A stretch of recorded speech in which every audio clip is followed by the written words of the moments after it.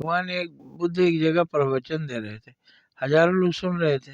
सबसे आगे बैठी हुई रूपसी महिला बार बार अपने नखरे दिखा रही थी, मुस्कुरा रही थी, लट दिखा रही थी, उनको डिस्टर्ब कर रही थी, अपने रूप का जादू बिखेर रही थी।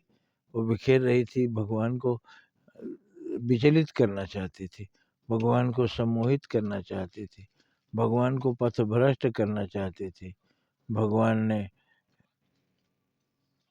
एक दृष्टि डाली और वो लोमड़ी हो गई, लोमड़ी होकर के पूंछ हिलाने लगी और बाहर निकल गई।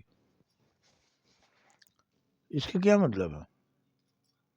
भगवान ने रूप दिया है, लोग तुम्हें देखकर खुश होते हैं, तो इसका मतलब अपने रूप के जाल में फंसा कर किसी का जीवन नष्ट करना, किसी को मुश्किल में डाल देना, किसी को पथभ्रष्ट कर देना, किसी को नुकसान पहुंचा देना।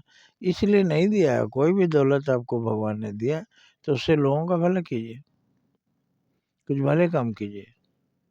तो लोमड़ी हो गई क्योंकि लोमड़ी की हरकत कर रही थी। अब लोमड़ी वो बनी कैसी? नहीं बनी, नहीं, आगे बार वो अपने इसी स्वभाव के कारण लोमड़ी हो जाएगी। उसका स्वभाव लोमड़ी का था, स्थिर चुपचाप बैठ के प्रवचन नहीं सुन रही थी। तो उसने लोमड़ी किसने बनाया? भगवान बुद्ध ने बनाया? नहीं, उसने खुद को लोमड़ी बनाया, क्योंकि लोमड़ी की हरकत वो खुद कर रही थी। इसलिए आप समझिए कि हर कर्म का फल निश्चित है और आप उसी का निश्चित कीजिए। आप भी हर कर्म का फल बताइए क्या होगा।